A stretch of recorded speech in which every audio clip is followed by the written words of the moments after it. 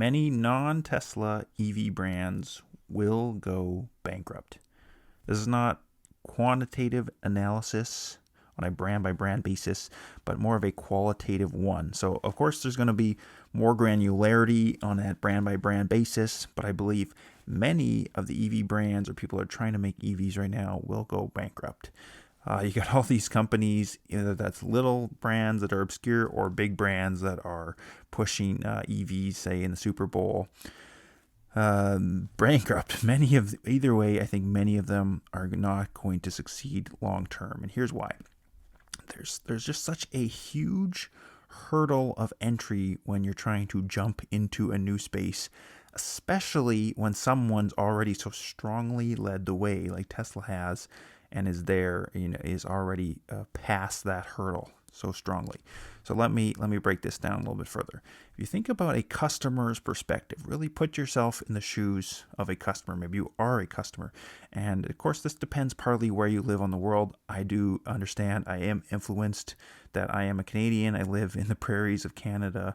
And here, a lot of these considerations are very, very strong for somebody considering a Tesla. It could be more, a little bit different considerations depending where you live in the world. But still consider this from the customer's perspective.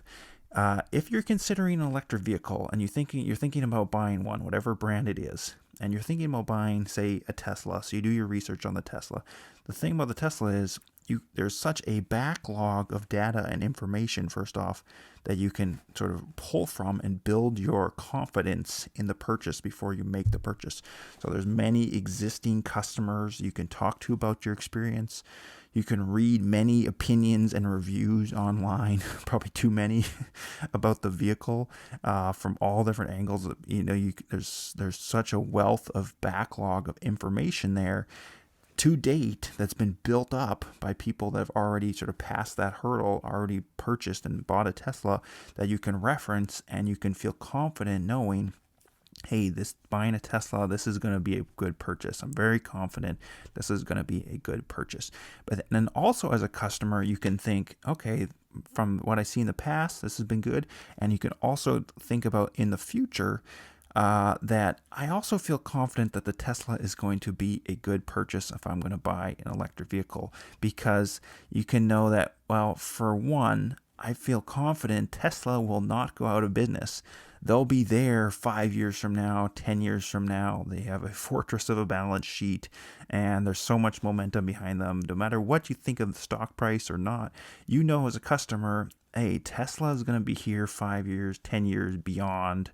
And my car, if even in that span of time I needed parts for the car, I need something to get fixed, they'll be here and I can get the car fixed. Also impacts resale value. Say if you bought an EV and it went out of business in 5 years, the resale value, I'm sure, of those cars that would have very little support would drop tremendously. So it just looking forward, they can see Tesla, I know, is going to be here in 5-10 years.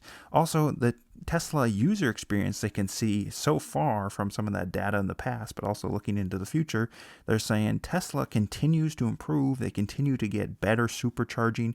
The overall Tesla experience as a customer continues to improve. It's better supercharging. There's over-the-air updates that make the cars actually better. As a customer, looking back or looking in the future, you feel very confident that a Tesla is going to be a good buy. And when you're considering a car, they're going to carefully consider, these elements as a customer. In fact, I think the more expensive a purchase is, the more carefully a customer is going to consider it. Basically, the less room for error there will be that the customer makes a mistake in a purchase. So you think about a smartphone that costs $500 to $1,000 or whatever it is. A customer might take a chance and try a different phone or a different brand or something but it's still a pretty major purchase. They're going to research pretty carefully, but you multiply that by, 50 or 100 times kind of the pressure on a car purchase. People are going to consider that car purchase very, very carefully. The average person, of course, there's some people that might not, but as a whole, a sort of huge weighting of the population, people are going to take that purchase very seriously and really dig into and consider these elements, because they don't want to make a mistake when they're making a $50,000-$60,000 purchase. And now contrast Tesla to new EV startups and even legacy companies that are building EVs, and ask these same questions from the customer's perspective. And it's quite interesting, I think, if you think about it this way, because the results really are not good. Really are not good. See, there's no data, or very limited data, on the market about the new vehicles, these sort of new startup EVs or legacy auto companies that are building EVs. Even though people know, even though it's a legacy company, they know that it is still a totally different type of vehicle than what they have traditionally built. So I still think most people are going to consider that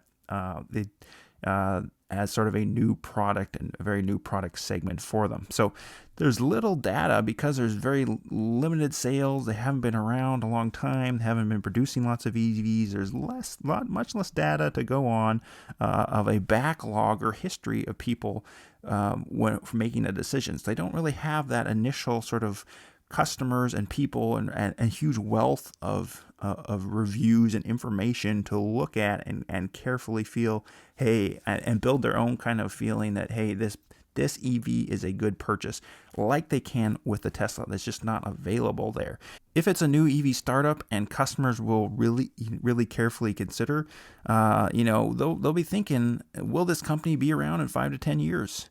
If I want to do maintenance or need parts of the vehicle, and you could arguably say they're not sure, even as a customer, maybe especially a new EV startup, but I think could even apply to legacy car companies that customers are not stupid. They might wonder, is this legacy company going to be around in 5 to 10 years time to actually service my EV vehicle?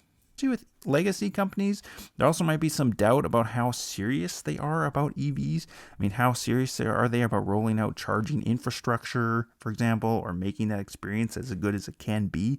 As a customer, you're not really sure that how serious they truly are, or the history is not there to show that they have been truly serious to making a really excellent product experience.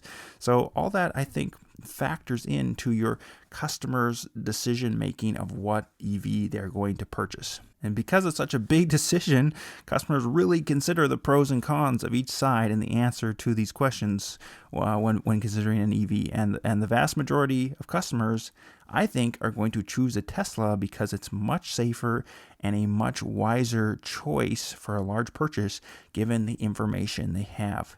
Even customers that are in more obscure countries or parts of the world where maybe it's difficult and a long wait to get a Tesla right now, it's not like they are lacking in options they have to get from point A to point B. They can still, gas cars are still there. They still have them. They can still provide that service. They're not lacking in actually anything sort of fundamental there where another EV maker could swoop in and steal part of that market.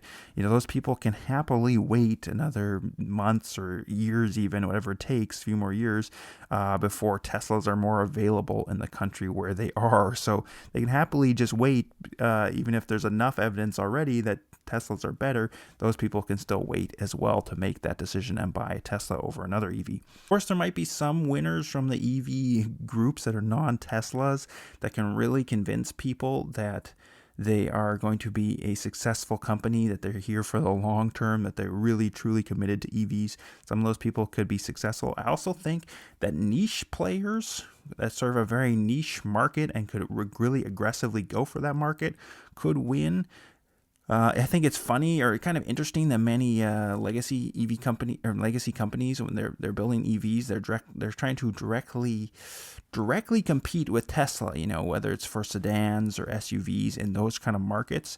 It's interesting to me, and that why doesn't a legacy company or why don't they build like the world's greatest family minivan that's all electric EV? Tesla doesn't have a minivan. I know people that have have a large number of kids, and they would buy a Tesla, but they don't want to because it just doesn't have enough seating for the number of kids that they have. So if Tesla made a van or a big or minivan, they would certainly buy one. And I think Tesla will eventually make products like that for every kind of consumer niche.